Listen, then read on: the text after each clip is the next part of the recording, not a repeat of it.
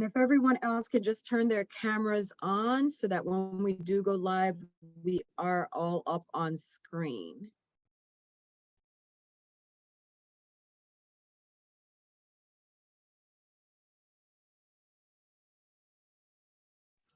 I'm so sorry. This is Soror Parker with Sigma Gamma Rho Sorority Incorporated. I am unable to turn my screen on because I'm currently driving home.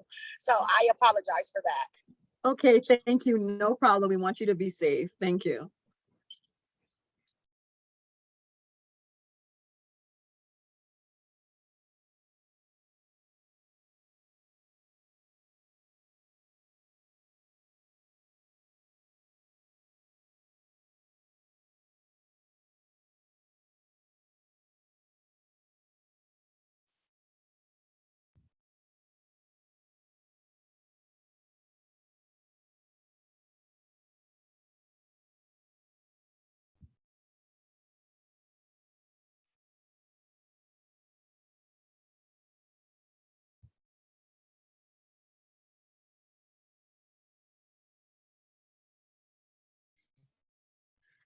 Excellent. We are officially live, and I would like to just take a moment to let everyone that's tuned into the live, please text a friend, call a friend, let them know that the live has started.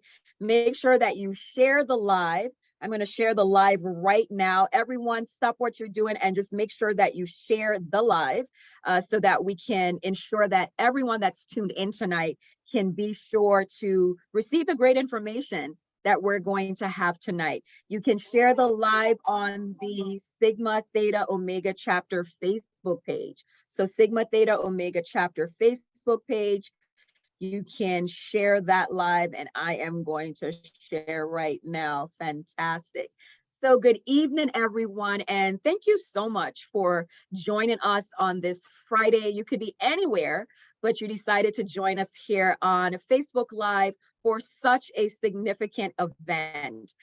Tonight is extra special. We are bringing together members of the Divine Nine, and I mean, this is exciting for me because we really have a chance to really get together and talk about issues of importance. So my name is Shayla Solomon, and I am a member of Alpha Kappa Alpha Sorority Incorporated, Sigma Theta Omega Chapter, and I serve as the Connection and Social Action Committee Chairman. And the purpose of this event is to just have a conversation on the significance of voting, exercising our right to vote. Just this morning, my president, Julisse Holder, and myself, we attended a school and we did a presentation with students on the importance of voting. So tonight we're going to have a great discussion.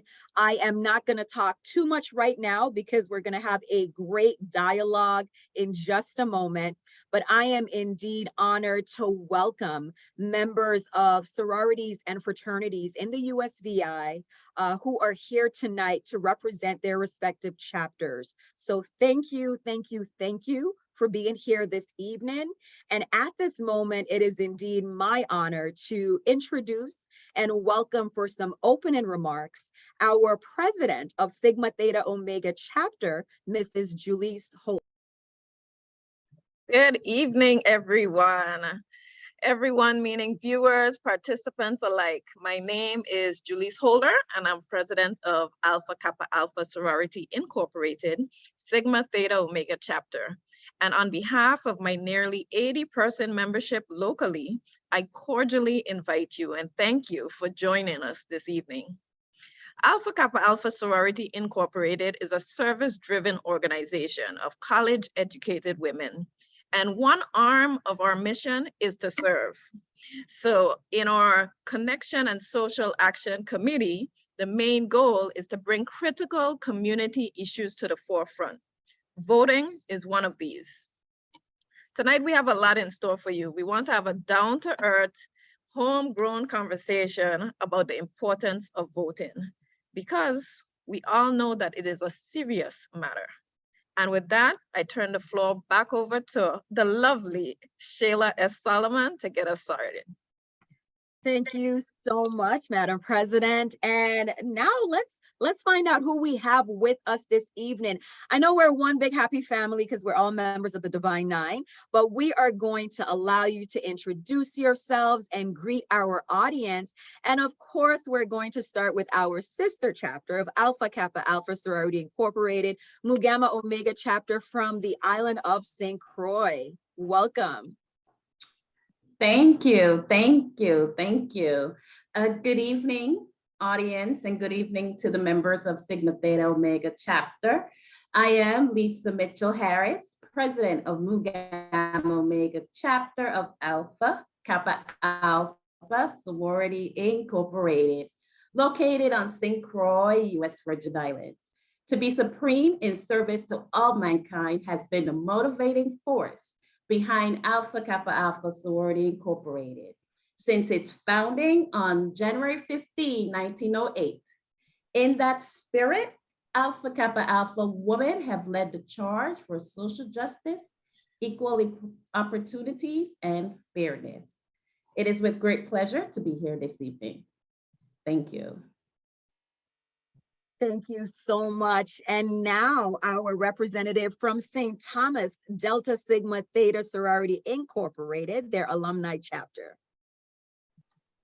Good evening, everyone. Good evening to the fellow Greeks and the listening and viewing audience. My name is Danelle Baptiste, and I'm representing the St. Thomas chapter of Delta Sigma Theta Sorority Incorporated. And while I'm representing the St. Thomas chapter, I'm also the state coordinator for Delta Sigma Theta here in the U.S. Virgin Islands, representing all of the chapters within the territory. I'm so happy to be a part of this conversation this evening. Political awareness and involvement is one of the 5-point trusts of Delta Sigma Theta Sorority Incorporated, and social action is one of the cornerstones of what Delta Sigma Theta stands for. So happy to be a part of this very needed conversation and looking forward to seeing where the evening takes us. Thanks for having me. Thank you so much. Next, we have Zeta Phi Beta, the Finer Ladies Sorority Incorporated. Good evening. And we're going to start with St. Thomas. Good evening, everyone. Good evening to our listening audience. My name is Jada M. Lark. I am a member of Zeta Phi Beta Sorority Incorporated. I am a member also and charter member of Omega Upsilon Zeta Graduate Chapter here on St. Thomas, as well as I am the Virgin Islands State Executive Board Chair. Zeta Phi Beta Sorority Incorporated was founded January 16th, 1920 by 5 phenomenal women who are focused on as a community conscious, action-oriented organization. This is definitely right up our alley, and we are excited to be a part of it. And I am excited to be a part of it as well. Thank you very much for having us. Excellent. Thank you so much. And of course, we have a representative from our undergraduate chapter here on St. Thomas, Rho Omicron, Ms. Kiana Christian. Good evening, and you can greet our audience. Good evening, everyone. I am Kiana E. Christian, president of the Rho Omicron undergraduate chapter of Alpha Kappa Alpha Sorority Incorporated on the University of St. Thomas, Orville E. Ken campus. And thank you all for being here. Excellent. Now, I was just so excited because we received so much love from our sister island of St. Croix.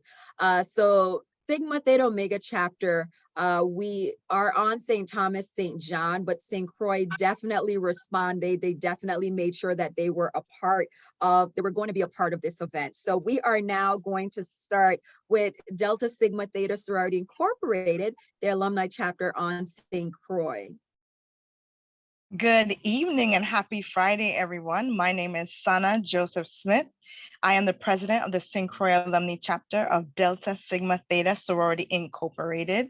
It is a pleasure to be here with the other Divine Nine. In fact, the last time I've seen you all was when we organized our Unity Build. So I love when we all get together and put some serious power in the air. So it's awesome to be here. As mentioned before by the esteemed Ms. Baptiste, Delta Sigma Theta Sorority Incorporated holds voters' rights as a major important part of our community initiatives and social action. In fact, since 1913, our first community service social action event was to support the Women's Suffrage March almost 110 years ago. So this is definitely of the utmost importance to us, and we are looking forward to having a productive and enlightening conversation with everyone here. So thank you for the invitation and looking forward to the conversation. Excellent. We are so glad to have you as well. And Zeta Phi Beta Sorority Incorporated from our sister island on St. Croix. Mrs. Brown? Hi, good evening and greetings, everyone. I'm actually in St. Thomas, representing St. Thomas and St. Croix. That's okay. Greetings, Divine Nine, our listening audience. My name is Janine Francis Brown. I'm a proud life member of Sigma Gamma Rho Sorority Incorporated, founded on November 12th, 1922. That's right, we make 100 in a couple of weeks. We are excited and proud to be joining the official Centennial Club of the Divine Nine. I'm currently representing Theta Tau Sigma from St. Thomas, and I am really excited about being a part of this conversation because I think voting is just so important for us to have a seat at the table, to voice our opinions, and to have some representation. Sigma Gamma Rho Sorority Incorporated, the organization is focused on greater service and greater progress because we believe that it makes for greater women and a greater world. Thank you so much. And my apologies for that oversight. Okay. Yes.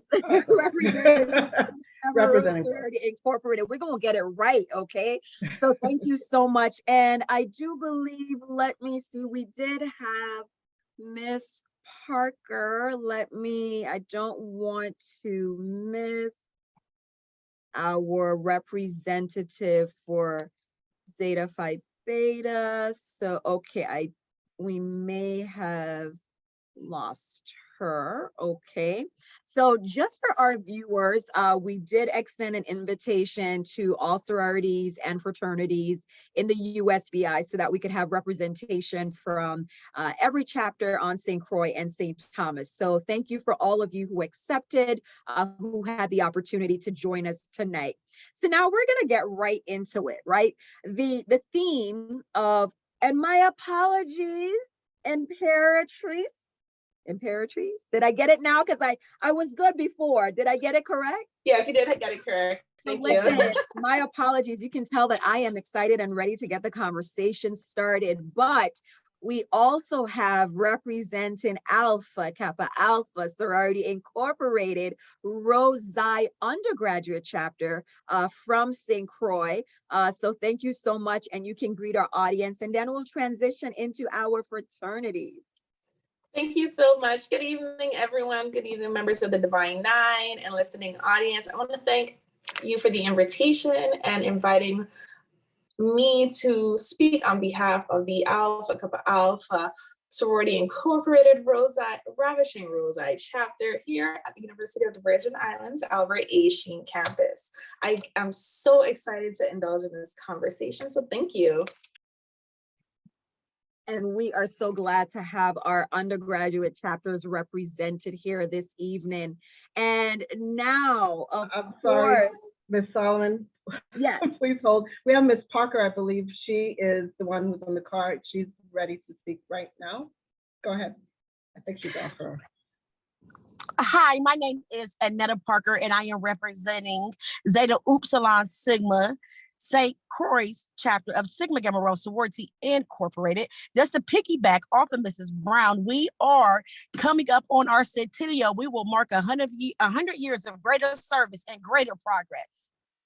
However, we also have voting initiatives as well, like the other D9 members. We have a party at the polls, and we also have bring one, bring two, and we get many grants for the acts of services. Thank you so much. And Ms. Parker, let everyone know where you are calling in from, because you know we have near and far. So just let us know where you're representing right now at this moment. At this moment, I'm currently in Columbus, Ohio. At this moment. Thank you for being a part of tonight's conversation. And now, of course,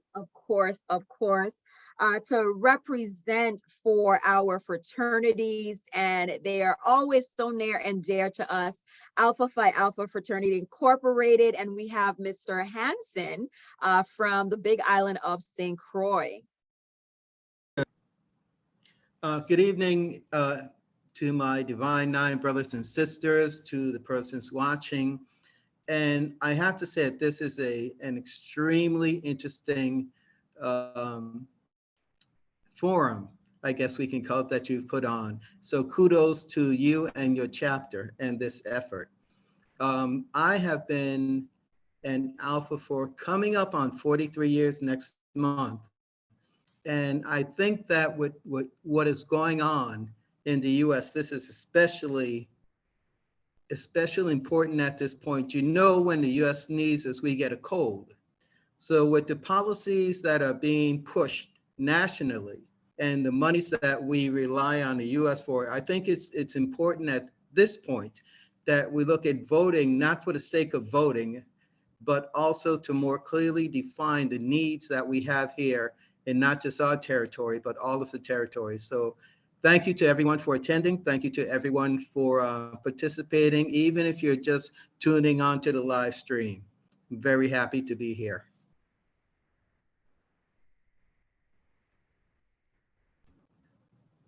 Miss Solomon, you're muted.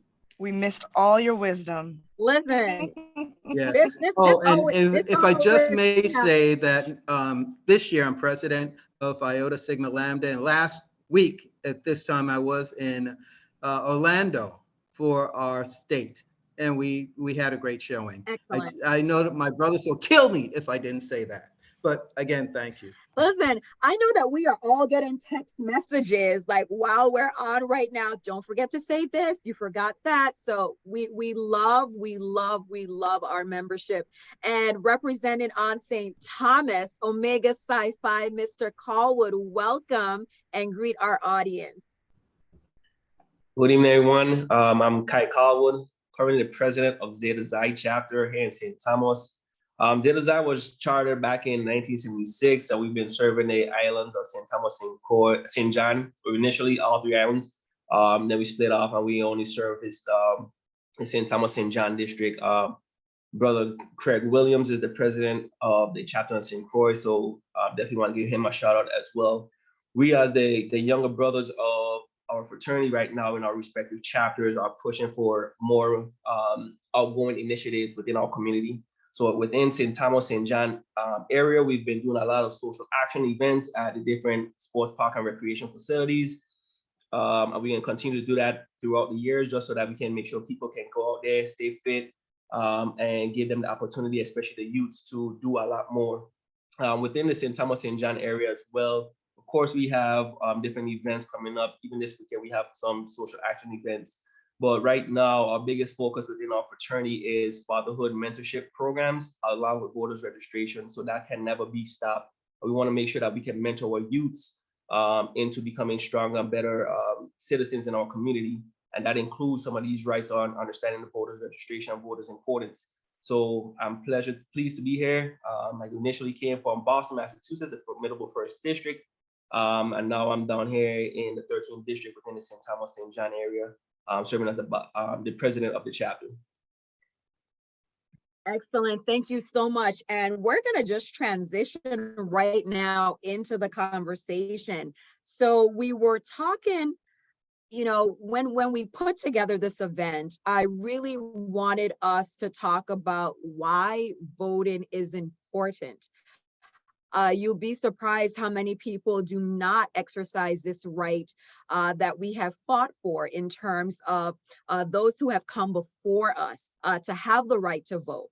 We know history has shown us that initially, if you were African American, you could not vote. If you were a woman, you could not vote. There were poll taxes. There were so many things in place that would restrict persons from having the opportunity and right to vote. So the very first thing that we're going to lay on the table, and we're going to just touch and have everyone have a chance to speak on it, is For you, why is voting important, and why do you engage in the act of voting?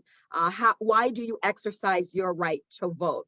And feel free to just unmute. We're not going to do the hand raise thing, but let's just dive in. Why is voting important, and why do you vote? And I'm probably going to put her on the spot first because she's my president. So let's start with you, Madam President. Why is voting important for you? Voting is important for me, not only because our ancestors died for this. They died to give us the right to vote, but it's our civic duty. It's our responsibility, and it's something that we should definitely take seriously. I voted already for early voting, and I'm proud that I was able to put in my ballot, because that's what people died for. That's why it's important to me. Can I also add to that, that if we don't vote, then your voice and those people that you represent, it doesn't get heard. And oftentimes I think people get discouraged because they think, oh, it's just one person, it's just one voice. But what happens if we all garner together and support an initiative or a candidate that we believe supports our voice? Then we make a difference. And so I think it's really important that we not underestimate the power that we have, not just as an individual, but as, influencers. I mean, look at the Divine Nine and the power behind it. Even look at when our vice president was running, all the Divine Nine got behind her, and the power behind that. We have, as a sorority, we have 6 congresswomen, used to be 7 before Ms. Fudge went over to HUD. But it just goes to show how one vote added with another vote, and you put that together with people who have a similar vision, and you can change the direction of your community. And so we can't give up that power to somebody else, because when you sit silent, then that means you've given the other person your power.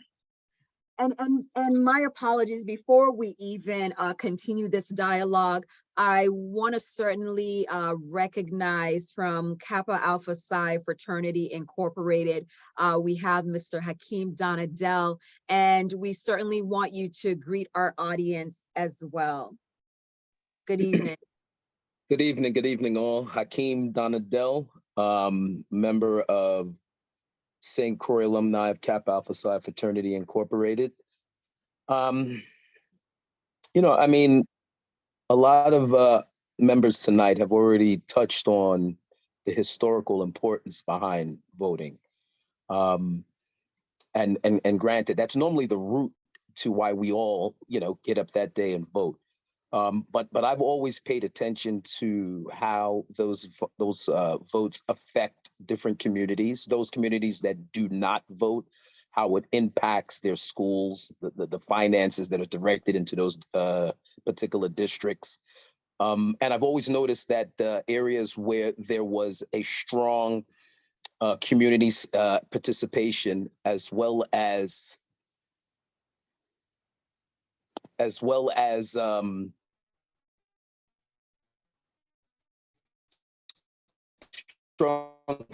community,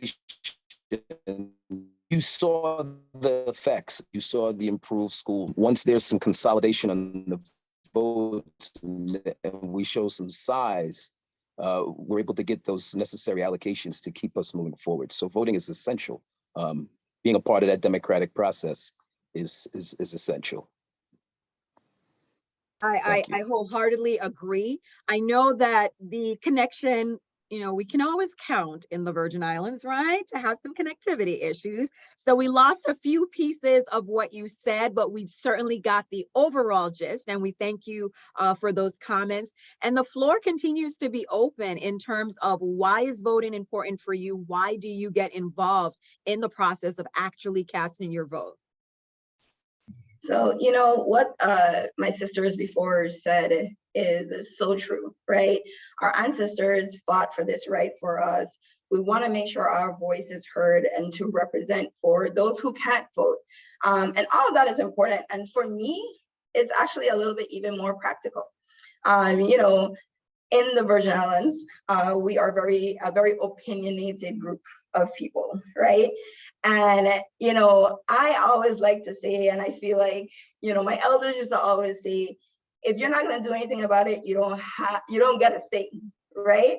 And so I love to say, well, why don't we do this? And why don't we do that? And why aren't we doing this? But guess what? If I didn't vote, I don't get a voice. I don't get a chance to say what we're doing from what we're not doing. So it's always funny when I hear people complaining about things that are happening in the community, you know, in the administration, in the Senate, and then they're like, I'm not voting for any of them. So, you know, it's counterproductive and counterintuitive. So if you want a say, you know, like Ms. Joseph Smith was saying, if you want to be able to push a certain agenda forward or push certain initiative forward or push a certain thought process forward, this is your opportunity to cast your vote and allow that to happen. So mine is very practical. I want to be able to say what I want from what I don't want. And so by casting my vote, that's how I make that happen. So. Excellent. The floor is open, everyone. Hey, so Yes, I'll hi. say, I know a lot of people talk about our ancestry and the right to vote. I would say for me, the biggest thing for me voting is mainly not necessarily just the voice to vote, but basically creating a core team of people that I think can move our community forward. And I can't do it just being in a barber shop. I can't just do it being on the baseball field. You know, I have to do it where I can put together the best team. And for most people that play sports, you don't know, you want to have your bench, you want to have a good bench, right? You want to have, if you play basketball, you want to have that good 6-man, you want to have that big man, you want to have that good LeBron James, Kobe, you want to have that good team. So unfortunately, well, not unfortunately, fortunately, that is where our camaraderie will come together is, can this candidate and this candidate work good together? Sometimes we don't see it. All candidates might be great, but it's just like might not be their time. It might not be their, they might not fit in with the rest of the body. So in my preview, yes, I think these guys have the best initiative of our community on a long-term plan. And I'm looking for someone that's gonna think not 2 years down the road, not 4 years down the road. I'm trying to figure out who's looking at the 50, not just the 50-meter target, but like the 100-meter target. Who's looking at that 10-year mark to say, are we making sure that we have the right infrastructure to move us forward and not focus on what happened in Hurricane Irma, Maria, and Hurricane Hugo and Marilyn and stuff like that. I want to know, yes, we have to remember what happened in the past and use those things, but I want you to apply it for the future because the world is ever changing. So that's what I think is important to vote, is that I want those people that's gonna drive us forward and have that full vision of what's best for the community. I have to say that I'm surprised that I am so deep in agreement with what everyone has said thus far. I actually thought, because of my experience being an elected senator, state chair, and national committee man, that I would come in with some grand insight. But it's obvious to me that I have not, that we all see the same problems and the way that public opinion is shaped, because that's where it begins. But it also has to have a recognition of what we want as a community, and each community is different. And also, what I have seen is that there has been a dearth of a community coming together and saying, this is what we want, and then finding a candidate who will champion what you want for the betterment of your community. We do it in reverse. Oh, I like he, I like she. That's my grandmother, granddaughter on the other side. And that is how we choose candidates, rather than candidates who can actually say, okay, I'm going to be the one to make certain that this issue is addressed. Now, after you vote, you have to understand that the manner in which it is addressed will depend on how well that person works with others, even if they have a proper grasp of the mechanism and procedures to get it done.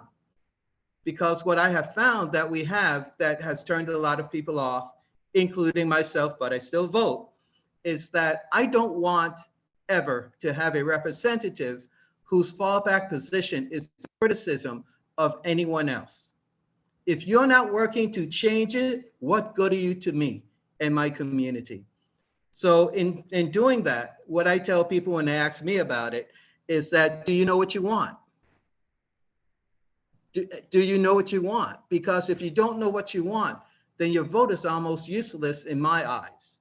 Because if you just go push a button because that's your sorry from grade school or their mother taught you or that's your cousin, it's worthless because in no way during that procedure have you articulated what you need for your community at no time.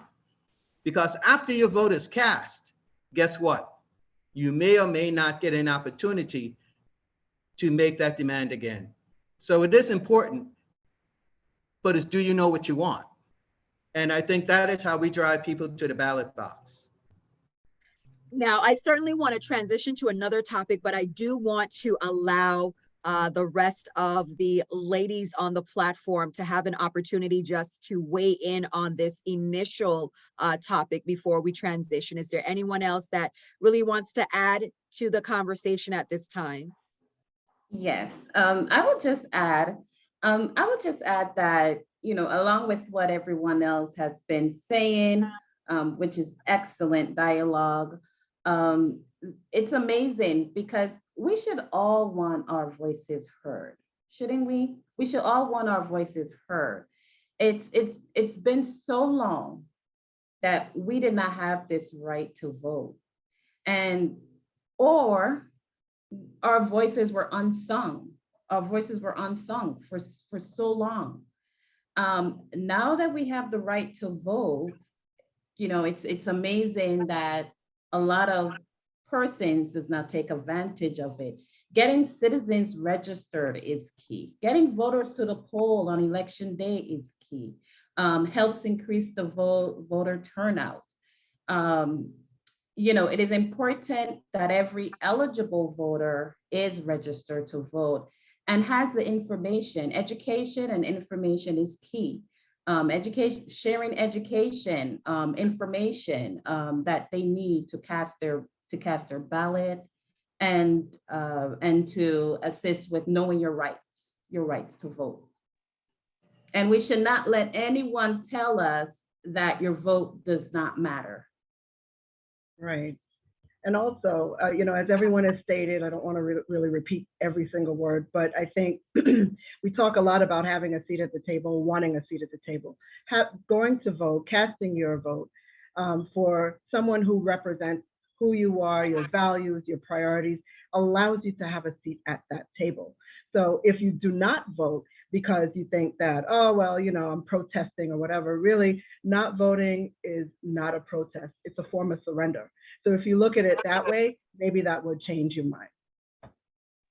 Yes, and I completely agree with my Soror Brown. It should be voting for me is like a way of life, because I remember my first experience of voting. It was when 2008 when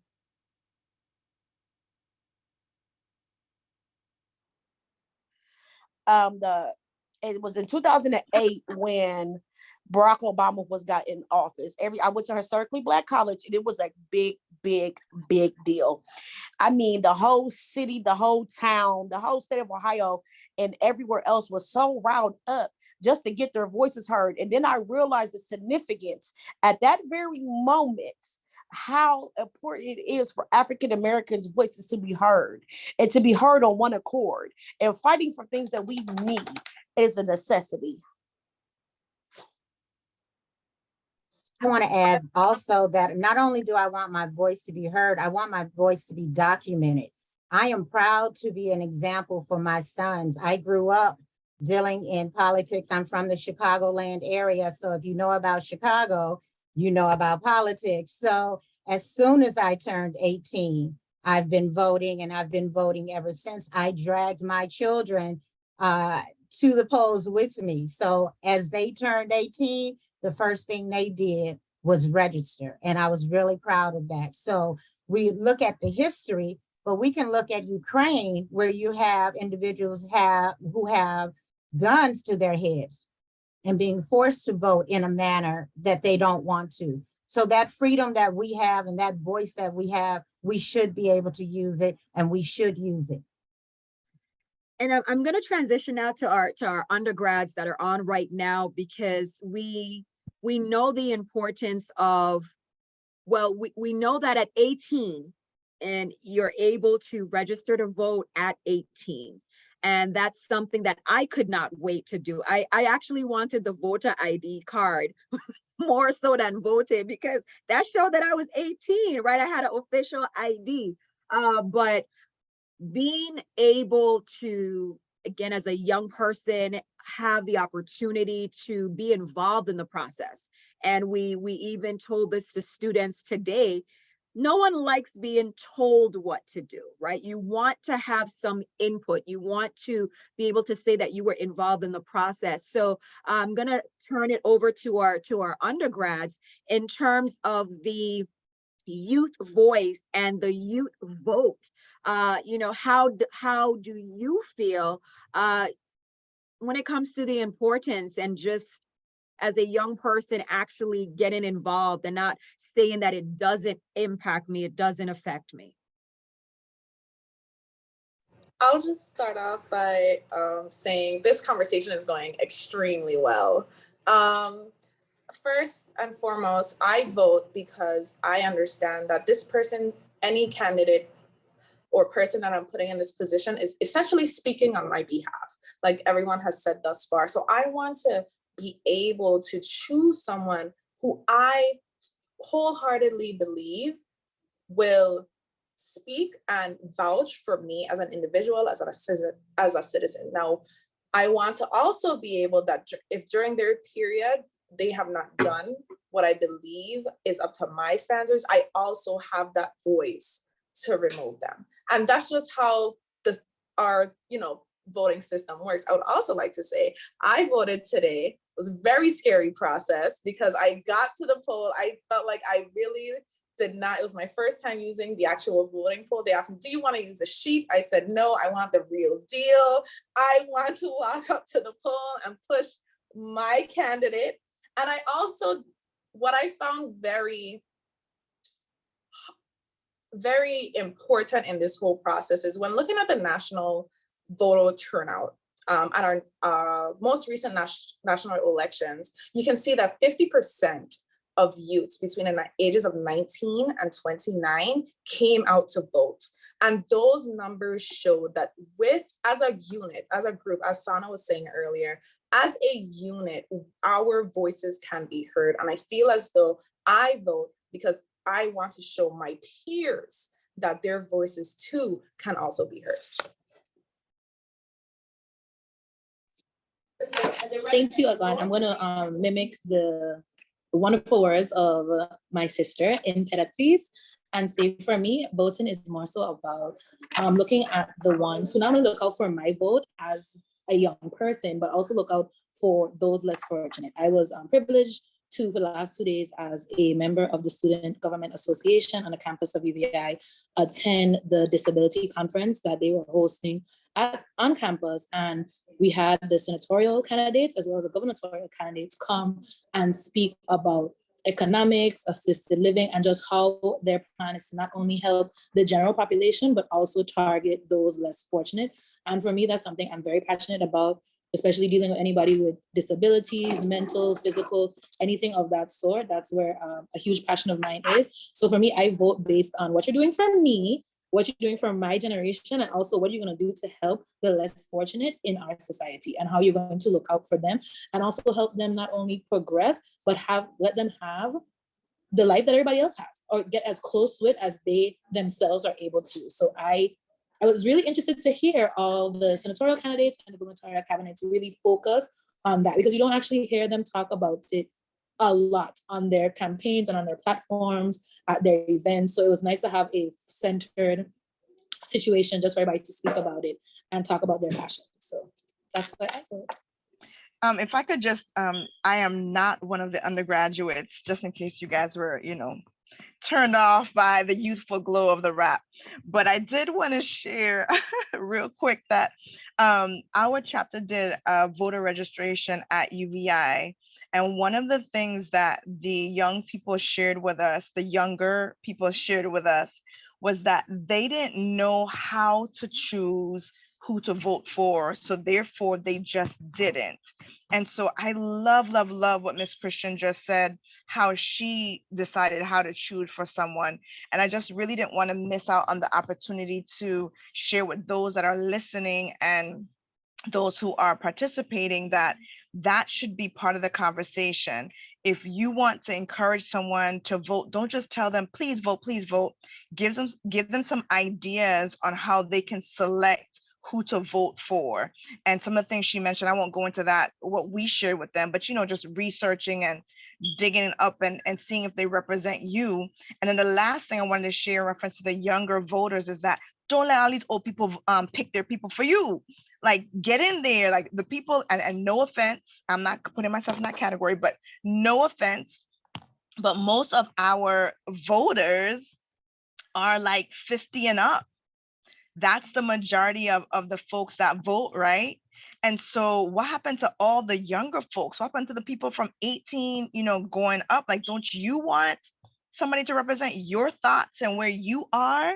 So I just really want the younger folks that are out there to really encourage them to get out there, because in our community, the younger folks are not voting. They are just passing it on and letting the old people pick who they want to get in. And it's time for IO to take over and decide who you want to be in there. So I just wanted to plug that real quick. We're going to use the word seasoned.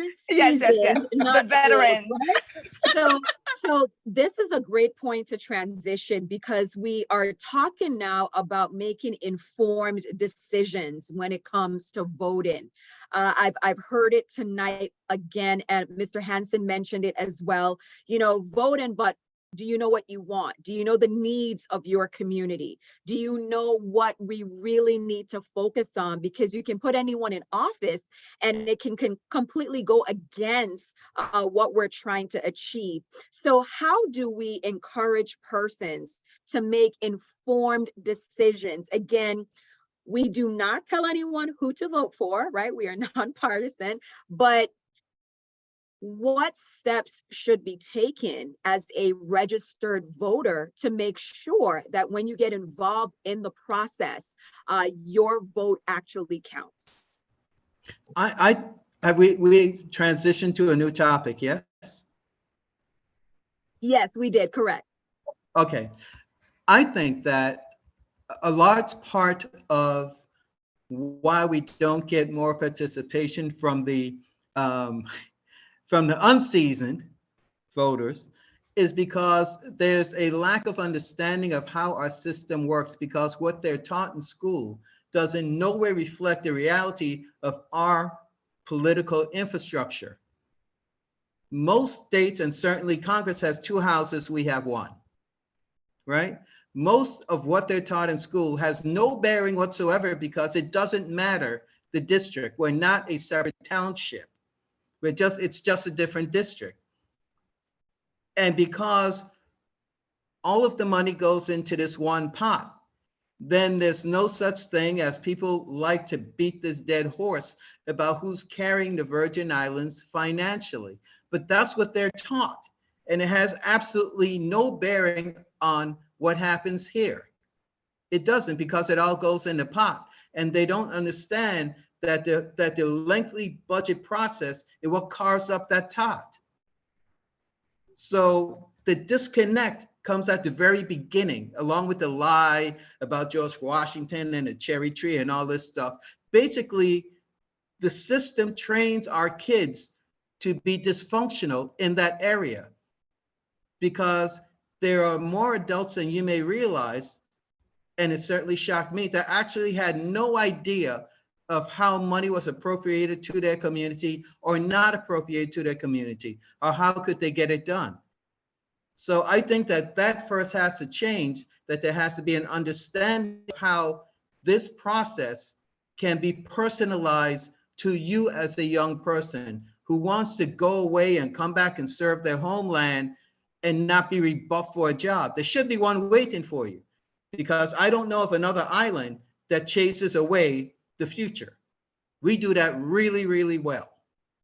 And I think that once we can make a direct connection between this political process, this one day every 2 years or one day every 4 years, but how much that 15 minutes that you spent in line will affect your life, I would think that there will be much more participation and meaningful participation, because these things are decided between the elections. Elections are just a day. That's it. That's it. It's one day. And you've made a decision that's going to last 2 or 4 years. But how do you make it? And what goes into your decision process? And I just, before we even, because I don't want to omit at any point, Ms. Parker and Mr. Donadell, please feel free. Of course, with the cameras being off in terms of just being able to see you, that's why we're not able to see you on screen. But at any point, please feel free to unmute and dive in to the conversation as well. We know that you are there and you are certainly a part of tonight's conversation as well. So again, the floor remains open as we continue this conversation. Well, I just wanted to dive in a little further on what Mr. Hansen said. I think voter education starts young, and that's something within our community that we need to work on. One of the things Alpha Kappa Alpha has been doing, particularly our local chapter, we went around to the schools and we said, you know, we're going to start a voter awareness campaign. So we went to all of the high schools and we did presentations about voting. What's the importance of voting? What does it take to get registered? Why should you vote? And some of the responses to the questions that we asked, it was a lot of misinformation. Students didn't know the term of the gubernatorial. Students didn't know how many senators we have. They didn't know how many in each district. And that was very alarming for me. So I think that voter education arm starts from young, and we as a community, we need to do a better job at that, to bring them in from young and then empower them as we move on. Piggybacking off of what Madam President was saying, it really does start young, especially like growing up in a community. We don't really hear about senators or really hear about governors growing up unless your parents knew them or you knew something about them personally. So education really is going to start from young, but also other than this actual campaign, I can't remember a time where any of the candidates were really campaigning toward the youths. Like this year, well, this campaign season, we have millennials on the move that have really been pushing, like generationally, the millennials to be out and be campaigned too.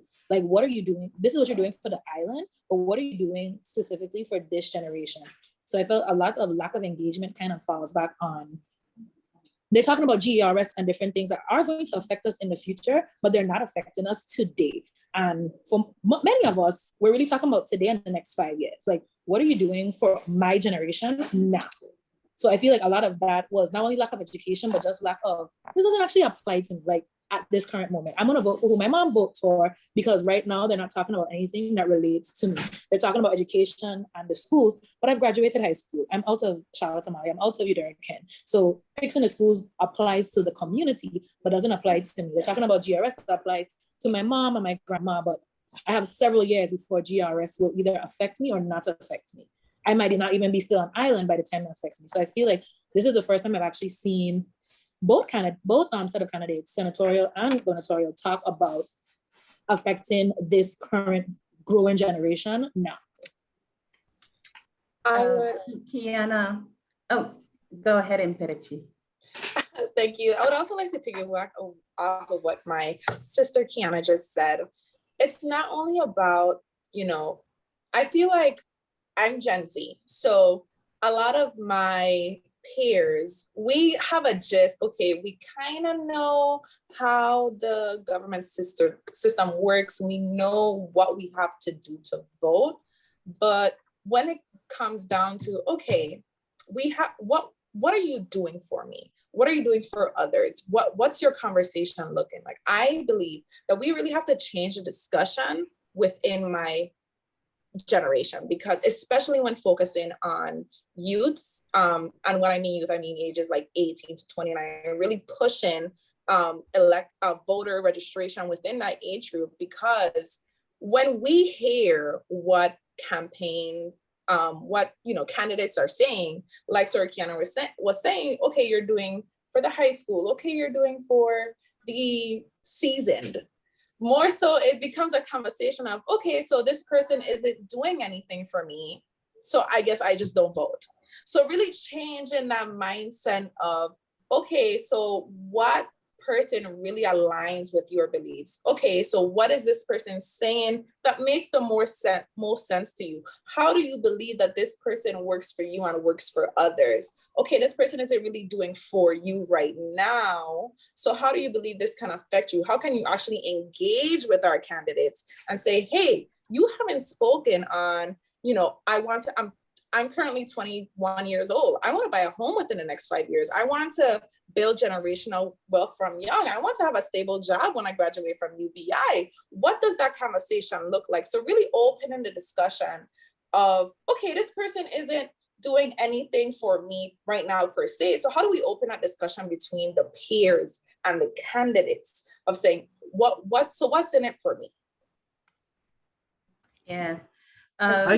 Yes, my fellow peers, Julisse, Imperatrice, Kiana, I totally agree. And as you was talking, it just brought to my mind the mindset. As we talk about the mindset, it's so important, because we know, it's often said Caribbean people, we're stubborn. So we're stubborn and we have our ways and we stay in our ways. But one of the things come to my mind is we often hear people say that when it's not a gubernatorial year, that voting is not important. I'm sure we all hear that. Or it is not taken seriously by the people in the community because we must, sorry, had a little distraction. It's not taken seriously by the people in the community, but we have to stop that mindset because our Senate, they are the ones who are advocating on our behalf. They're the ones who propose the bills and the amendments for the betterment of our community. So why not vote? Why not take it seriously? It is very important, and education is the key.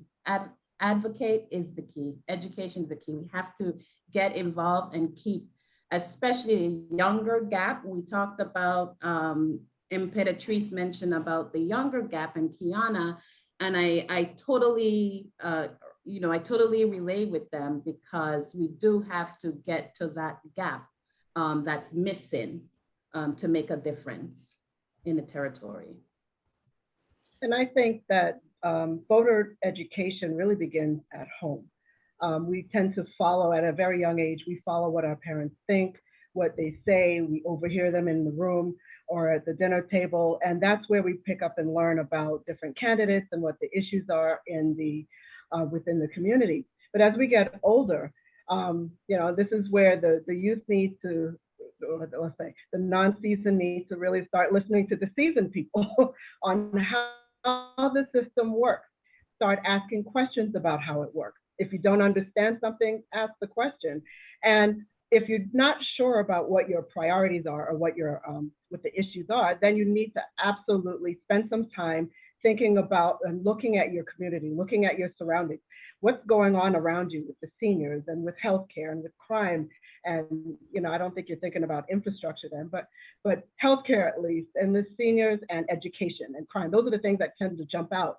So if you don't like something and you don't have a candidate who feels or who is saying anything that speaks to you, then it's your responsibility to go to the candidate and start talking to them about your issues so that you make your priorities their priorities, because ultimately they are the ones representing you. Yeah, that is so well said. that is absolutely. And I just wanted to jump in on that. So to the 10th power, Civics 101, we need it in our schools, absolutely, right? But what Janine just said really just resonated with me in terms of, that's what I would say practically. I think the question was, how do people inform themselves in order to be able to vote? And so it starts with figuring out, what is your priority? What are your priorities? Looking around in your community and figuring out what are the things that you care about, what are the things that you don't like right now, et cetera, et cetera.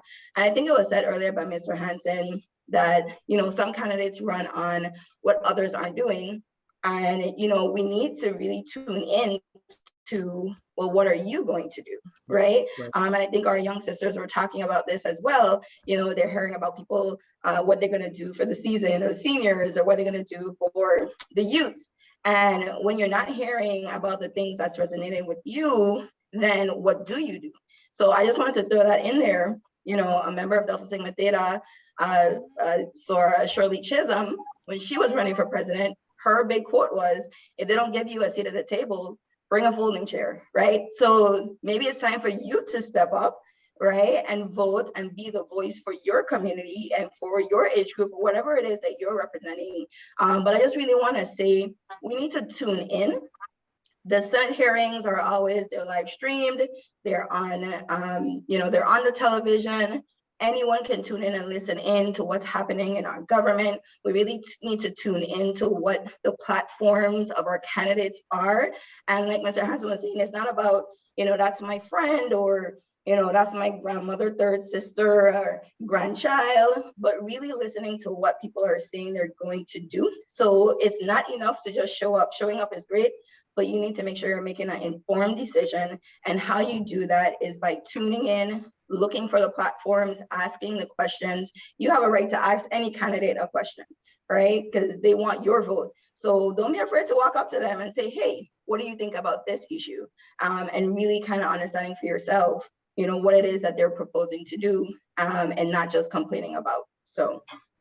And that's well said. And I agree with you 100%. And I am fortunate enough to work in the legislature. So I see it all day long, as well as get the calls that constituents daily, on a daily basis, of what's happening in our community. But I also have the pleasure of having a millennial working in the office. And this year was the first year that she voted. And one of the reasons why, and I asked her why she's never voted, and she said, because it's just a repeat.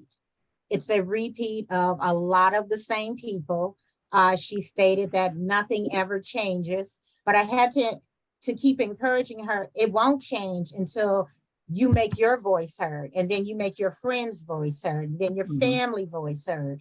And sooner or later, it may take a while, but something will happen and something will change, but you have to keep the faith and you have to keep going. So I'm really proud that our millennials, or non-seasoned, if you want to call them, are stepping up and taking over. Because as I said, I registered when I was 18 years old, and I've been voting 36 years. So if you add 18 and 36, that's 22.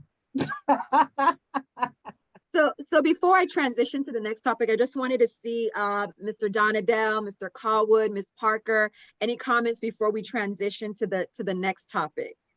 Yeah, this is Hakeem, Kappa Alpha Psi.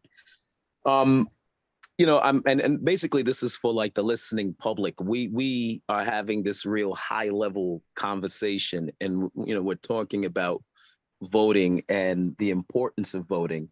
And I hope I'm not brushing up on any future questions, but you know, the thing that keeps popping in my head is what's leading people not to vote?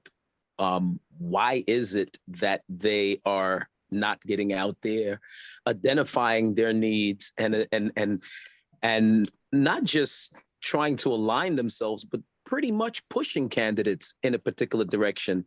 I wanted to use the word trickle down, but I really didn't want to bring those concepts of Reagan. But you know, those individuals that are on the ground floor, individuals, you know, that are out there working hard, are they seeing the results of their votes? Are they seeing programs? You know, baseball, we're not seeing as much baseball as we used to. Are we seeing funds being cut to the kids that are discouraging them? I think that I think we all understand why we should vote.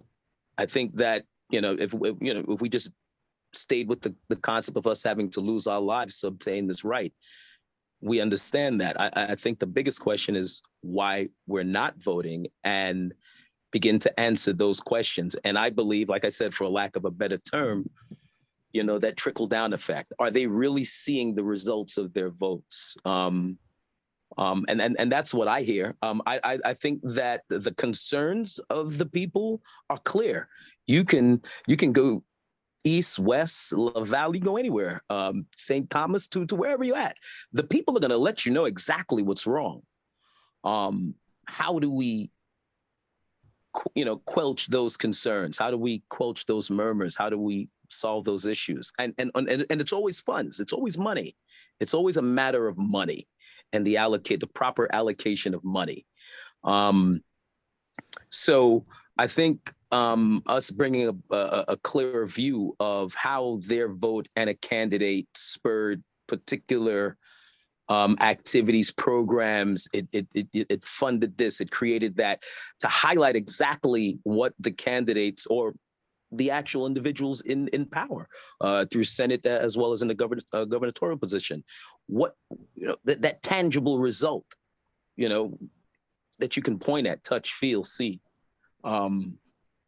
And I think if we're able to connect our public to those tangibilities, now that eagerness to learn and say, oh, wow, so you mean to tell me I can galvanize 5,000 people and we can push to have an automotive school built, or whatever the agenda or initiative is, now they'll understand it. We just have to see it. I think that's the most important thing. We believe that I think the people believe that this is a game that's being played above their heads.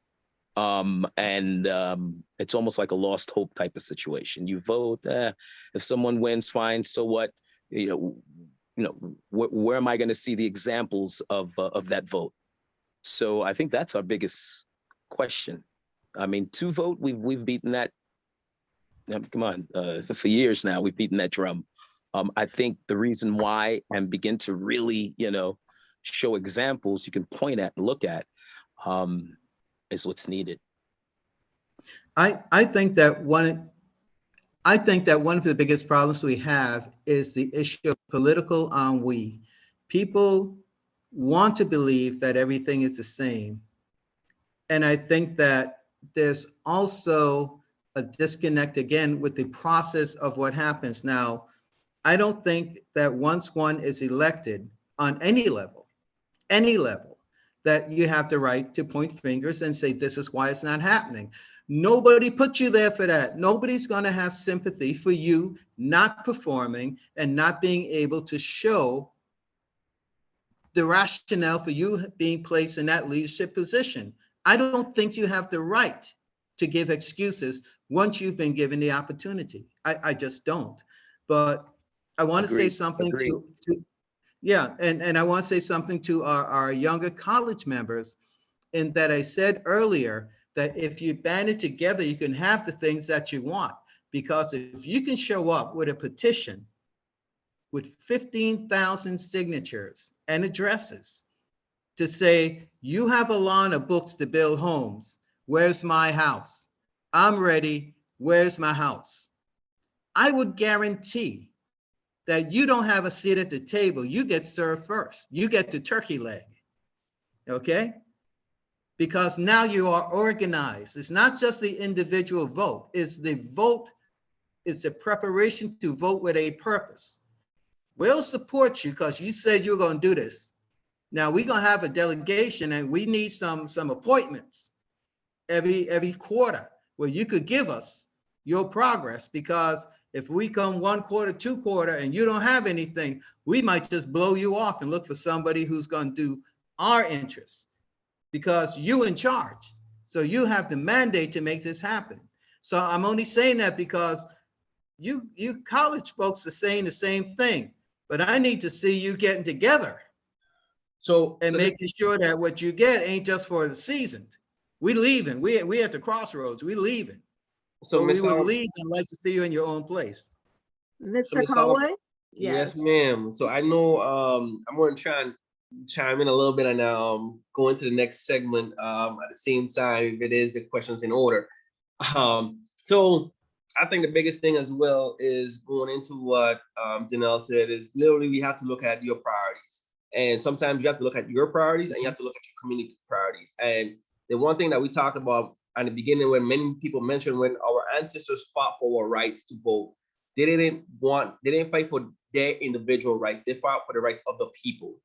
And when we are in tune with our community, whether it's ghetto, whether it's west, whether it's even in the I want to say the uppity, north side, or any of those more rich and finance places, that's your community, right? So you're gonna want to push those initiatives of your people, of your community. We are one people, we are.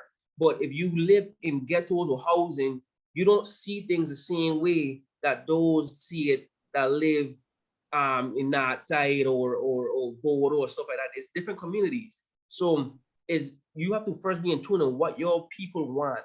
And sometimes that sacrifice that you have to make, that, hey, I can take the sacrifice this time, I can take the hit this time, but next time the rest of the community have to have me. You have to have my back. So I'll take the forefront, and the views I'm expressing is not of, I guess, take shell on them line, but it's not of just my fraternity, but it's my personal views, right? So as one of the younger Black males on this forum, is also we talk about education. You have to talk with us and not to us. And that's where some of the differences in generations change.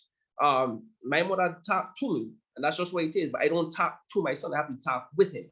I understand that dynamic change, and by me talking with him, I'm educating him more. So now I'm getting feedback. My mother tell me to do something, then I learn.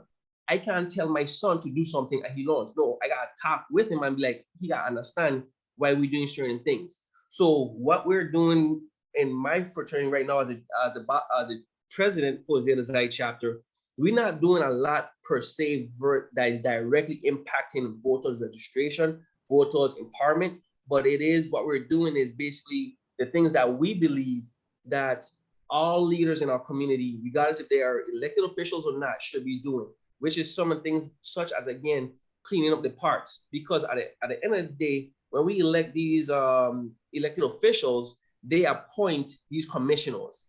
And these commissioners have a duty and responsibility to do their part. So for us, when COVID hit, a lot of the parks, a lot of the youths were not coming out. A lot of the senior citizens were not coming out. So we talking upon ourselves when we became the president to say, hey, let's get back in there, fix these parks as best as we can, giving the citizens the opportunity to go out there and be active. And that actually impacted us in terms of making sure that improved our health initiative, right? Because at the end of the day, if you're not out there being physically active, your health is also going to be impacted, right? So I heard something mentioned about baseball, and I just want to make sure that we understand that there's a lot of things that's happening right now in the realms of youth baseball. There's tournaments happening ever so often. UVI, I can pick up the two AKAs right now. Of course, there's, at least on the St. Thomas campus, there's the HBCU tournament coming up next week. And so it is making sure that when we listen to things that's happening in the Senate, that we elected these officials and they President Hall and the different people that work, employees at UVI, when they bring some of these initiatives down there, how can we impact them? So by us voting on these elected officials, and then they approve the appointed officials, we have a bigger say. So that is what we're doing, at least in Omega Psi Phi. We're doing a lot more health initiative things with different agencies, and then we're doing a lot more in terms of sports and making sure the youths have a platform to showcase themselves. So hopefully we'll see them grow, and hopefully we'll get more funding to support these initiatives, and that's what we're looking at doing. So I'm going to use that as the opportunity to transition. So there are so many that are tuned in right now, and we thank you. In case you just joined us, we are having a conversation with the Divine Nine. We're calling it a fireside chat, where we are just having a dialogue on the importance of voting. So please feel free to continue to share the live. Let someone know that they can tune in. We do have representation from many of our sororities and fraternities. And I'm going to use this opportunity because there is so much good that we do as service organizations. And when we initially sent out the invitation letter, one of the things we wanted to pinpoint is that there's power in us coming together. There's power in your individual organizations. So we're going to do this and have everyone have an opportunity to just update briefly. All right, I do have my timer, but let us know. And thank you, Mr. Callwood. He certainly laid the platform out in terms of what Omega Psi Phi is doing right now on the island of St. Thomas. But we're going to just go down the list and just let us know if there are any initiatives or particular projects related to voter awareness, voter education, or any other area that really speaks to the needs of the community, because there's so much that we do that often does not, we're not able fully to touch our entire community. So we're going to allow you that opportunity right now. And we're going to start with Mu Gamma Omega Chapter. So President Lisa, if you can tell us some things going on the Big Island of St. Croix. Yes. Well, on the Big Island of St. Croix, we recently held a registration drive in partnership with the Election System Office on St. Croix, encouraging the citizens to get registered to vote. We had many citizens for the first time. We actually walked them to the door, through the door, to get registered. And it was a really great impact. It was a really great impact in the community. On the sorority side, we also have other initiatives on the sorority on a whole, aiming to encourage voter participation, educating, and empowering our local voters. I just want to speak on one partnership. We continue to work with When We All Vote organization, which is an organization that was launched in 2018 to make sure every eligible person is registered to vote. When We All Vote, it was created by former First Lady Michelle Obama, and it is a nonpartisan organization. But the mission of that organization is to increase participation in every election. And also, we talked earlier about the younger gap. So it also, part of that mission is to close the race and the age voting gap by changing the culture around voting and through strategic partnerships. We also have Get Out the Vote campaigns. We also held many registration drives, and I can go on, but I'm going to let my other sisters talk about the wonderful things. But the recent partnership that the sorority have that's going on right now in all 50 states and the territories, When We All Vote organization. And there is a phone number for that organization, Election Protection Hotline. That Election Protection Hotline is the number that you can contact for any concerns or issues that you are experiencing on or before Election Day. And that number is 866-OUR-VOTE. And that is the organization that's created by our former First Lady, Michelle Obama. Thank you so much for that information. We're now going to go to our Delta Sigma Theta Sorority Incorporated on St. Croix, their alumni chapter, Mrs. Smith. Good evening again, everyone. The St. Croix Alumni Chapter has been very busy in reference to our quest to make sure that everyone understands the power in their vote. As I mentioned earlier, we actually went to UVI with the election system, registered people on the spot to vote at UVI because we wanted to go to where the people are especially we knew that the younger folks, the lightly seasoned folks needed to get out there and have their vote matter. But even the one step further I wanted to that I shared earlier is that we spoke with them, as Mr. Callwood mentioned, and we gave them tangible tips of what they could use in order to help them get over their barriers for why they're not voting, because most of them have never registered. So it's not even that they are not voting anymore. They never even bothered to register. It's voter apathy, which I think is even more dangerous and our bigger issue in the Virgin Islands. And so that was a really big push that we felt was very productive and made a big impact. We also participated in Election Day, the registration rally that was there, and supported that event as well. We have a social media campaign promotion that is pushing out those action steps on how you vote and how you can select a candidate. Nationally, we also started a separate organization, because sometimes you may look out there and you see that there isn't someone that you want to vote for. So as you can see by our 6 congresswomen and our Shirley Chisholm running, we believe that if they're not there, then we need to put somebody there. And so we've started a separate organization to help support those that want to run to represent our voices so that we can be represented in any forum. So because our organization, Delta Sigma Theta Sorority Incorporated, is nonpartisan, we actually created a separate organization so that we can specifically support those who we know will represent our voices. And so I'm going to pause there because I want to be able to give Ms. Baptiste something to say when it's her turn. And we're definitely going to get through all of our sororities on St. Croix, and then we're going to get to St. Thomas, certainly. So Ms. Parker for Sigma Gamma Rho Sorority Incorporated, I will turn the floor over to you just to provide us with some insight of some initiatives from your chapter.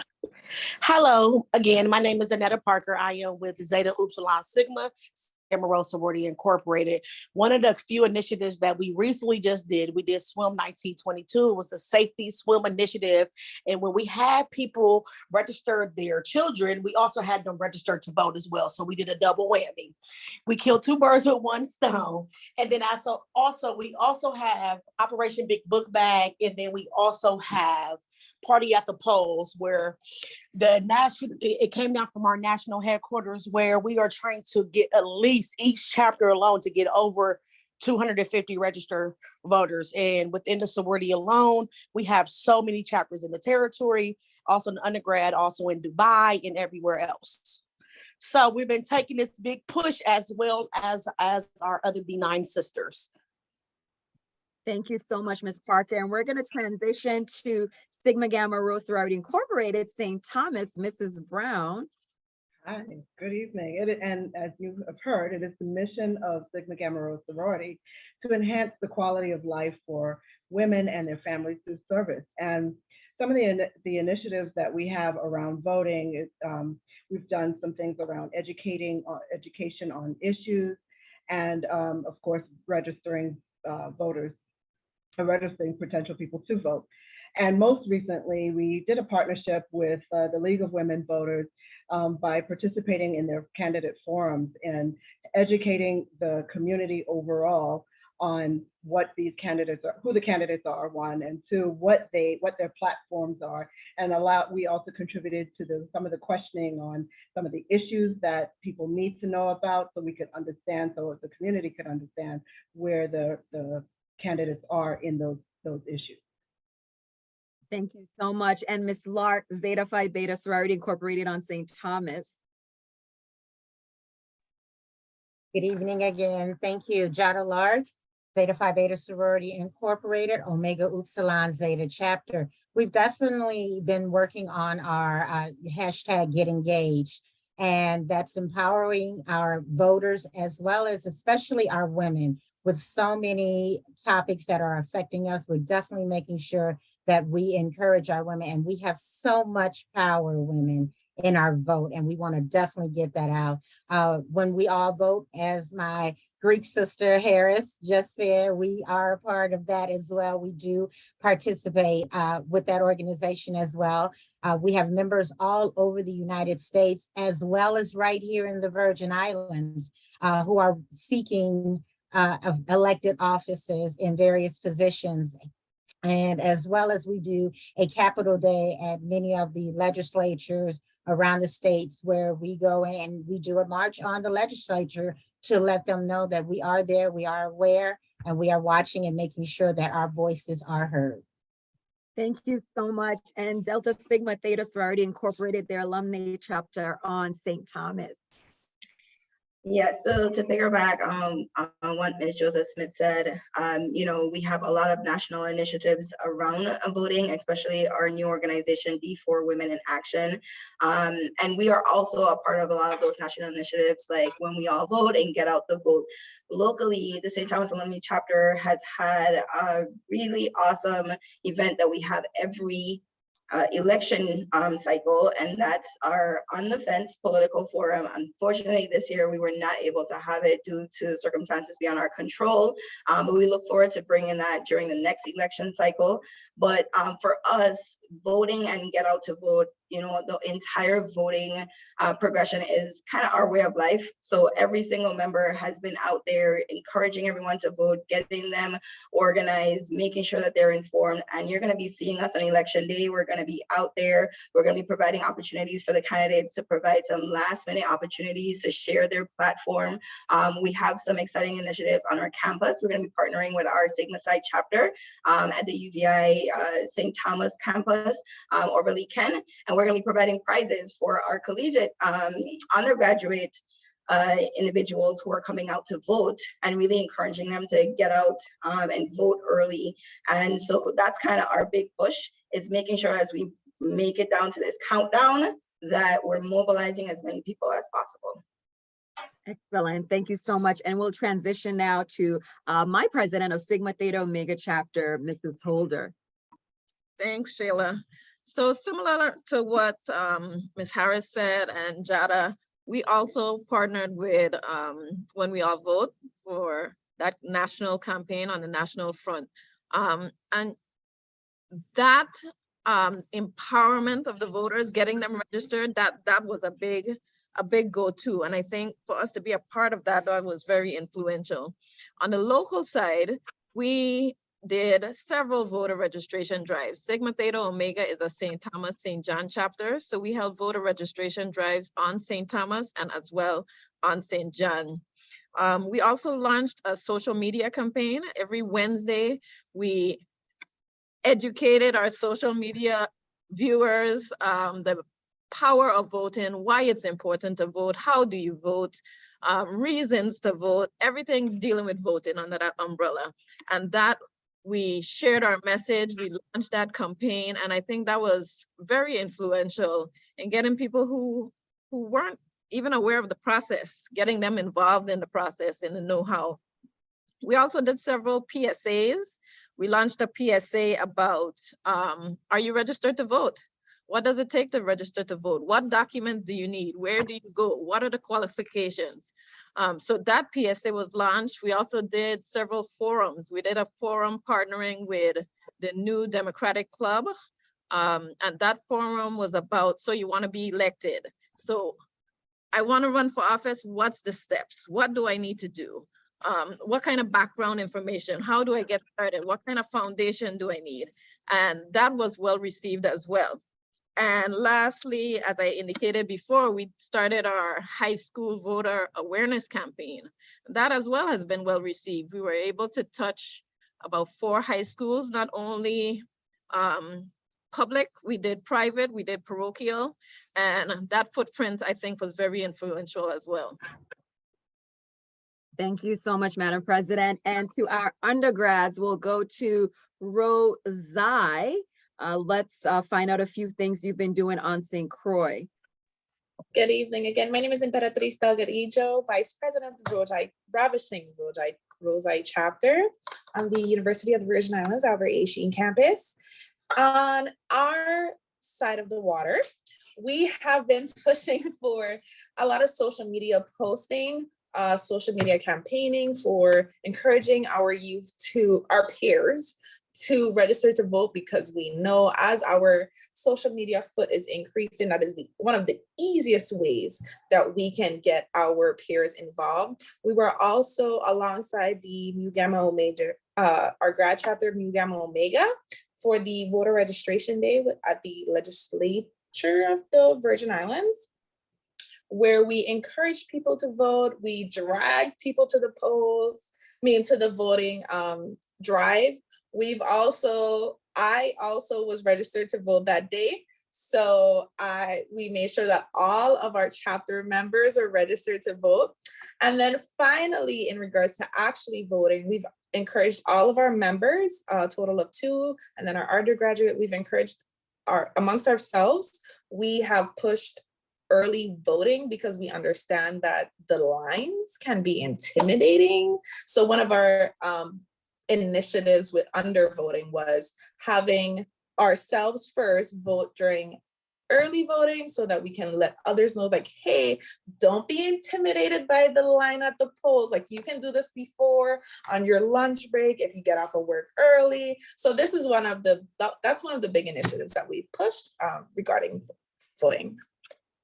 Thank you so much. And Rho Omicron chapter on St. Thomas. Good evening, all again. My name is Kiana E. Christian.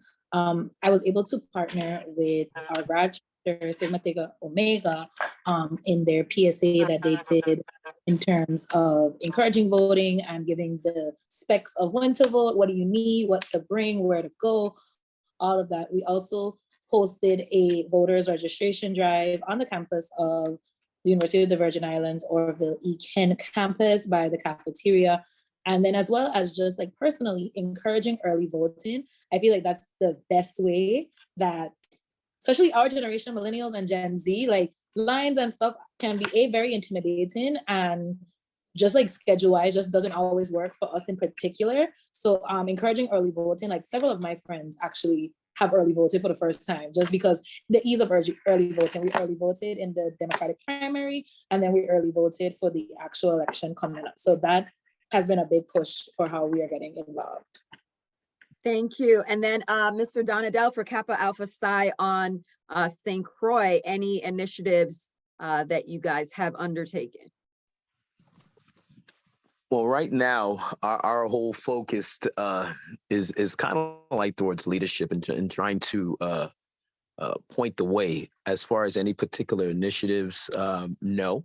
But I do know that what we are doing is trying to encourage and getting out there before the actual polls and participate and assist in getting people involved with the process. But I think more or less, and just judging from what I've seen, is just trying to take a leadership role, just trying to be that vision. And once again, Alpha Kappa Alpha is doing that because the governor, as well as the first lady, representing Kappa Alpha Psi and Alpha Kappa. I do believe. Actually, the first lady is a member of Delta Sigma Theta Sorority Incorporated. Excuse me. We don't want you to get pinched, Mr. Donadell. I'll take them. I'll take the pinch. Big error. I apologize. Actually, my daughter was calling, so it threw me off. I apologize. But we all love each other. Of course. 1000%. Thank you. And Mr. Hansen for Alpha Phi Alpha Fraternity Incorporated on St. Croix, any particular initiatives? Yes, we are preparing a set of PSAs, driving people to the poll. They'll be available on social media, radio, and such.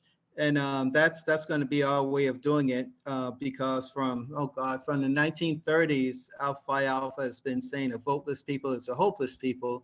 So those should be produced and out within the next few days. Thank you. And Mr. that's on Iota Sigma Lambda.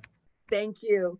And Mr. Caldwell, was there anything in terms of initiatives that we missed? I know you did highlight a few of them already. Anything else you wanted to just stick in there? Nothing special, but I thank you for keeping the best for last. Just gonna throw that out there. But nothing else besides what I already highlighted. Okay, so what we're gonna do right now, right? We're gonna do this real quick, no time to think, just off the dome, okay?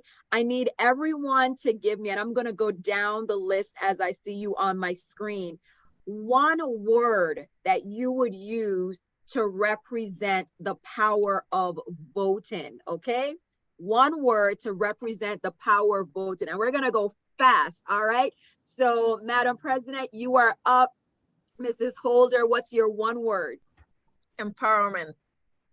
And we have Lisa, Ms. Harris. Advocate. Mr. Callwood, you're next. Strength. Easy. Miss Christian, Kiana. Future. And Miss Baptiste. Choice. Miss Lark. Oh, we didn't hear you. Can you hear me now? Yes. Power. Okay, great. Mrs. Brown. Responsibility. And Patrice. I'm gonna get this, and Patrice, okay? And listen, by the time I'm done tonight. Democracy. Mr. Hanson. Accountability. Mrs. Smith. Representation.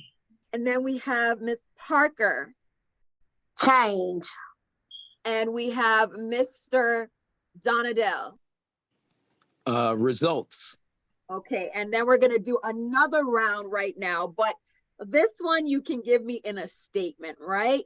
So if someone was to say, my vote does not count, my vote does not matter, what is your response? And then we're gonna work backwards now. So Mr. Donadell, your response, what would you say to that? My vote does not matter, it's not gonna make a difference.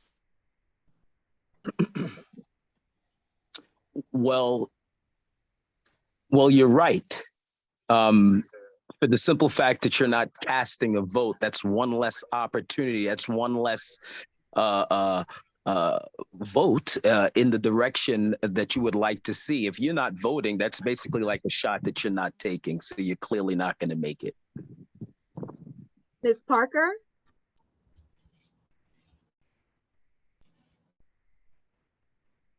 Oh, I'm sorry, it was muted. There's power in numbers. Okay, and let's go to Mrs. Smith. I was going to say something similar. You know, your one voice is a whisper, but several can make a roar. So there's power in your voice. And don't forget Miss Baptiste. Correct, yes. And you did you give us your one word? My apologies, Miss Baptiste. Yes, you did, right? Okay, yeah, I'm going in the order on my screen, so I definitely won't miss her. Mr. Hanson, what would be your response to that? My vote does not matter, it's not gonna make a difference. I'm saying it doesn't matter if you don't want it to matter. Okay, it's as simple as that. Boom, done. And Patrice? I would just say, who told you that? Since when? Nice. Correct, right? Mrs. Brown? I would say by voting, you're adding your voice to the chorus that forms opinions, that is the basis for action and for change. Wonderful. Miss Lark? You may not think it matters to others, but you've had the opportunity to voice your choice and your voice was heard. Miss Baptiste? Then speak for the ones who can't, or else you're surrendering. Miss Christian? The less, to piggyback on the less fortunate, but the less fortunate is also the future. Mr. Callwood? So everyone said it a very easy statement. I can't. It's always my answer was based off of the person. So if I know the person is a cannabis user, I would definitely use something along that lines of they have candidates that are for cannabis industry. If the person is for sport, then I would say, hey, you want more sports in the territory, then you should look out. It's based off of the circumstance. I can't answer that question just generally. Right. I'll target towards that person and convincing them or encouraging them based off of their priorities. Okay, so that's definitely strategic, and that would work because you're tapping into their interest. Ms. Harris? Yes, I would say in 2020, we did not know what the outcome of the election would be. But what we do know is that we educate, we advocate, and we mobilize communities to get out and vote. And that made a major impact in our communities. And Mrs. Holder. I would say there is power in numbers. Let your voice be heard. Wonderful. Now, we are just weeks away locally from our election. And this is a crucial point. And I know that that statement in itself, where people are not even considering going out to vote, not even considering exercising their right to vote, because they are frustrated. They may feel like, again, nothing is going to change, nothing is going to improve. But I really express again my gratitude for having all of you here today to just share your own thoughts and perspectives on the importance of voting.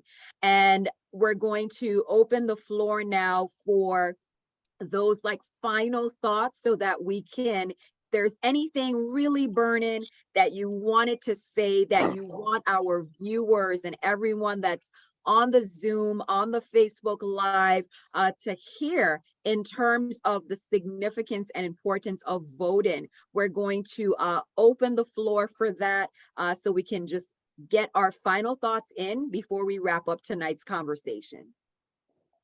Yes, I will go. No, go ahead, please. Yes, this is Annetta Parker from Sigma Gamma Rho Sorority Incorporated, Zeta Upsilon Sigma Chapter. Be the change that you want to be. You can't be the change unless you cast your vote.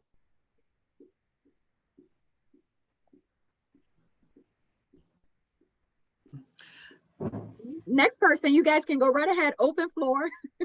One of the things that I found most distasteful with this election was the personalization of the candidates.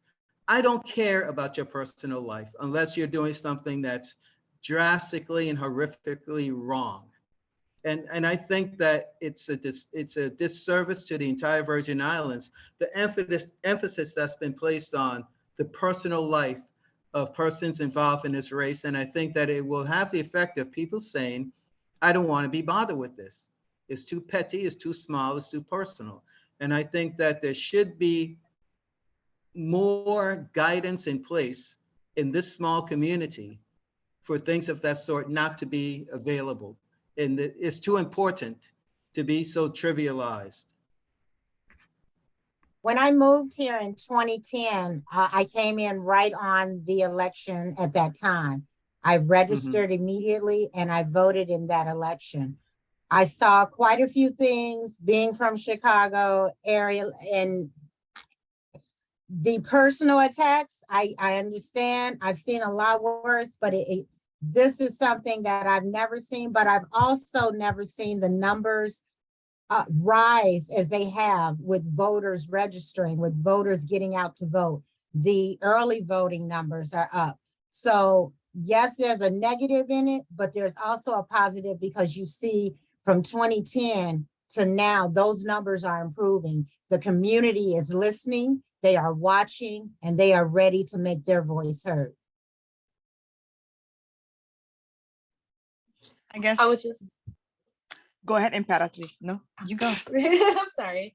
Yes, I would just like to say, particularly to our viewing audience, more particularly to the unseasoned or lightly seasoned person or listeners, I would just like to say that this moment, coming out of COVID, this moment of voting, this period, this election really defines us as a generation. What are we looking for? Our lives were turned upside down. We were not able to go to school. Many of us did not have a formal graduation. Many of us, the younger ones, did not have prom, class night, intro night, as we would see. So now really defines, after going through an entire being locked inside, I would have expected you had a revelation of what do I want to see in my community? What do I want to see in myself? What do I want to see in others? So this election really defines us as a generation. So I would encourage everybody, it would behoove everyone within my age group to really put your best foot forward and go to the polls. You know, put that initiative out there and really make your voice heard, especially now more than ever. It's hard to come behind that. But what I would love to share is that I'm hoping that the general public that's watching will see that we have the Divine Nine. Most of us are represented and we are very different organizations. But I hope the point that's driven home is that although we may be different organizations, we are united in this major cause. And whenever we unite as a Divine Nine to do anything, it gets done. And that's the whole point behind voting, is that it's not just the deltas who select, you know, who goes where, but as a collaborative, as the Divine Nine, when we all get together and determine that we're getting behind something, it gets done. And it's the same thing with your vote. Get your folks, get those that are like-minded like you. And even though there may be some differences amongst you all, there is a common core. Stick with that and then select the folks that you know will represent you. So I'm hoping that those out there see that the Divine Nine is more than just us out there stepping in whatever else you think, but we're about the real issues and we come together when it's important to make a difference. So get out there and vote.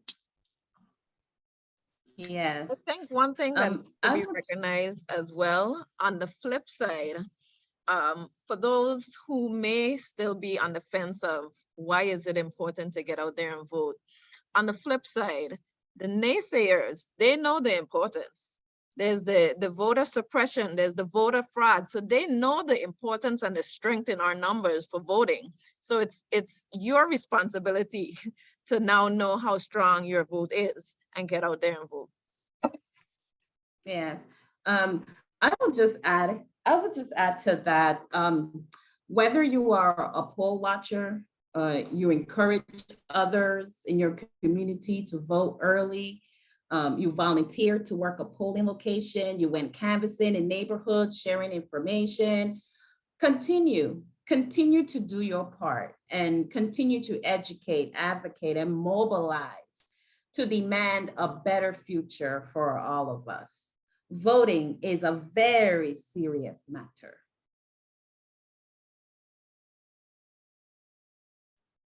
Open floor, everyone. Get your final thoughts in on, you know, to our audience, everyone that's tuned in. Ms. Baptiste? So what I would say is, again, just reiterating some of the key points that were spoken this evening. You know, even if you don't want to vote for yourself, even if you feel like no one is really connecting to the things that resonate with you or the things that are priorities for you, vote for those who can. Vote for the kids, you know, vote for your children, your nieces and nephews, your cousins, you know, vote for your elderly parents or aunts and uncles, grandparents, etc. You know, if you can't find it in you to vote for yourself, vote for them. Find the things that's going to help make a better world for them, a better community for them. And really and truly, I just want to really drive home the importance of being informed. So showing up is the first step. But when you get there, you have to cast an informed vote. Educate yourself. Don't let others think for you, because then you're not voting, you're not giving a vote, you're using their vote, right? That's not really your choice. So inform yourself, really pay attention to what people are saying, ask questions. Don't just look at things at a surface level, but really dig in and make sure that those things are making sense to you. So if nothing else, I really just want to drive home the importance of being informed and showing up and encouraging others, right? So bring a friend, bring 2 friends, bring a cousin. So don't go to the voting polls alone. Bring someone with you. And again, I just want to reinforce, and if you're not seeing someone up there that's representing your interests, maybe it's time for you to step up and be the voice for whatever it is that you stand for. And as a and as a citizen of the Virgin Islands, these are the islands that we love. And you have a responsibility to make your voice heard. You have a responsibility to learn about the issues. You have a responsibility to bring your friends, to get the leaders in that represent you. So don't think that your vote does not count, because it does. That's how change happens, one step at a time. I would say that encourage the younger generations, find your personal passion, start there, and then it's easier to vote for or see who aligns with you when you know what your personal passions are. Are you passionate about school? Are you passionate about children? Are you passionate about housing? Whatever your passion is, start there. Because when you're passionate about something and you find like-minded people that are also passionate, that creates the fire to prompt education. And then from there, you can learn about a certain candidate that you're passionate about, or that you guys share the same passions. And from there, it's easier to learn about the entire voting system, the entire legislative system, or just see how everything works when you start with a passion. So figure out what your personal passion's for and use that as your starting point in terms of research and educating yourself about what's happening in our communities and what our leaders are doing. And one last thing, if the candidate you wanted does not get in, don't drop off the face of the earth and wash your hands. Don't walk away. Make sure you go to that candidate and hold them accountable. I'm gonna say that again.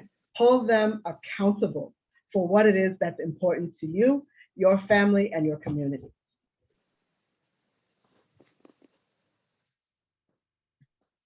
Once again, Hakeem, I wanted to let the ladies speak. I wanted to allow the divine feminine wisdom to go first.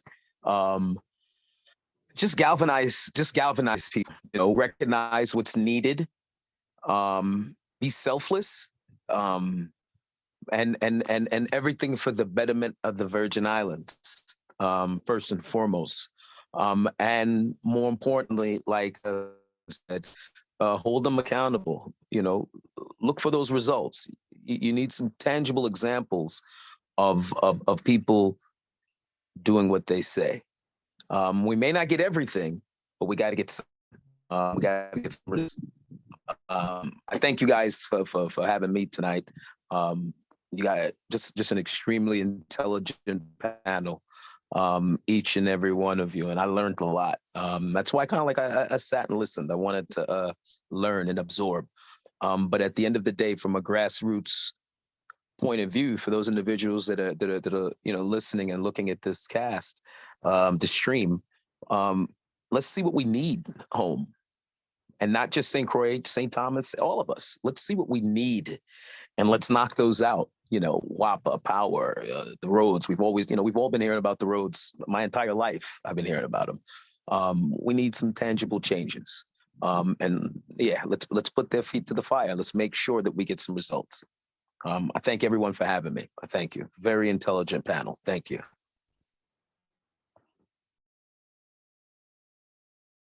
So I want to make sure that everyone got in their final thought. We are coming to the close of our fireside chat. Anything else burning before we conclude? I just want to add one last statement, and I just thought about it. I don't know if anyone has seen the Broadway show Hamilton, but there's this line, a song, and basically it says, "History has its eyes on you." And it resonates with me, especially here, especially what I stated earlier about us being, we're coming out of COVID. What do we want? I know most of us probably had like one or two existential crises. Like, what do we want out after COVID? What do we want for ourselves? And how are we also going to put our actions to our words? Because we can get political on social media. We can get political in person, but how do you actually put your words in action? And do you want to be on the side of history that says, after COVID, Gen Z, the millennials, the boomers, everyone, they felt a way about X, Y, and Z. They had certain changes. They made realizations. They defined what they wanted for themselves and their communities. And they put their actions to their words by taking themselves to the poll. So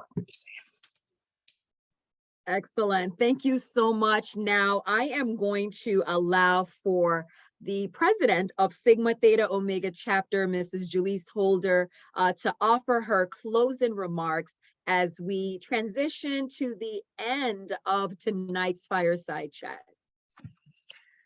Ladies and gents, I think this fireside chat is the first step in the right direction. To have the Divine Nine come together is always moving and absolutely epic.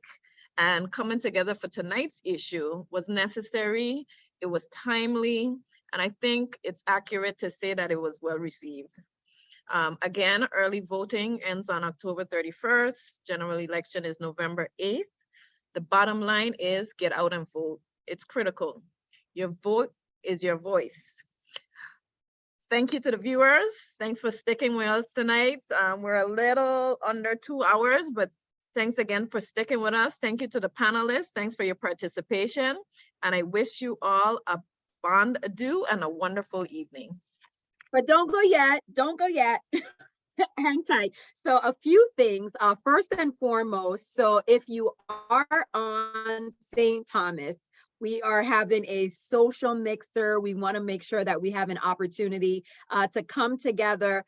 St. Croix, we have to figure out something where we could do something on St. Croix, right? But for our St. Thomas, St. John organizations of the Divine Nine, we are going to meet at the Crown Bay Center. So that's in Crown Bay.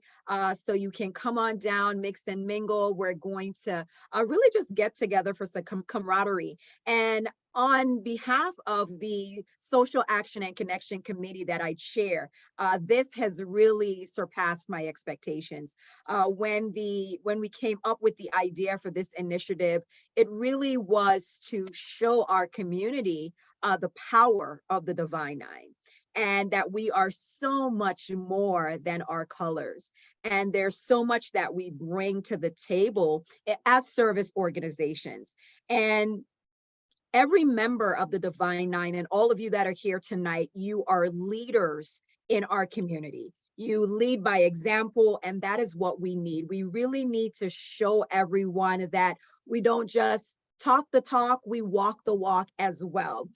So it's just really important for us to have these conversations on the important issues like voting. So on behalf of Sigma Theta Omega Chapter of Alpha Kappa Alpha Sorority Incorporated, I want to extend a heartfelt thank you to each and every one of you for spending a little bit of your Friday night with us. And to the viewers, listen, I know we heavy tonight, right? So I have to do it.